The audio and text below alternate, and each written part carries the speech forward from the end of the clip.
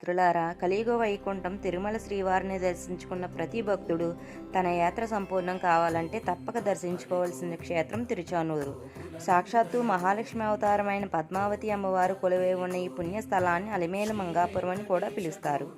అసలు అమ్మవారు తిరుమల కొండపైన కాకుండా కింద ఎందుకు కొలువై ఉన్నారో తెలుసుకుందాం రండి.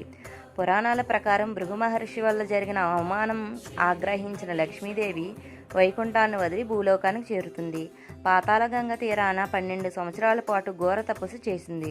చివరకు కార్తీక మాసం శుక్లపక్ష పంచమి తిథి నాడు తిరుచానూరులోని పద్మ సరోవరంలో 1000 రేకుల బంగారు తామర పుష్పం నుండి అమ్మవారు ఆవిర్భవించారు. అందుకే ఆమెకు పద్మావతి అని పేరు వచ్చింది. తమిళ భాషలో అలార్ అంటే తామర పువ్వు, మేల్ అంటే పైన, మంగై అంటే సుందరమైన స్త్రీ అని అర్థం. తామర పువ్వు పైన వెలసిన సుందర రూపం కాబట్టి ఆమెను ప్రేమగా అలమేలు మంగమ్మ అని పిలుస్తారు. శ్రీనివాసుడికి పద్మావతికి వివాహం తర్వాత ఇక్కడే ఉండి భక్తుల కోరికలు తీరుస్తారని పలికారు. తిరుమల యాత్రలో ఒక సంప్రదాయం ఉంది. భక్తులు మొదట తిరుచానూరు అమ్మవారిని దర్శించుకుని తర్వాతే కొండపై ఉన్న స్వామివారిని దర్శించుకోవాలి. ఒకవేళ స్వామివారిని దర్శించుకున్న తర్వాత అమ్మవారిని దర్శించుకుంటే యాత్ర పూర్తి అవుతుంది.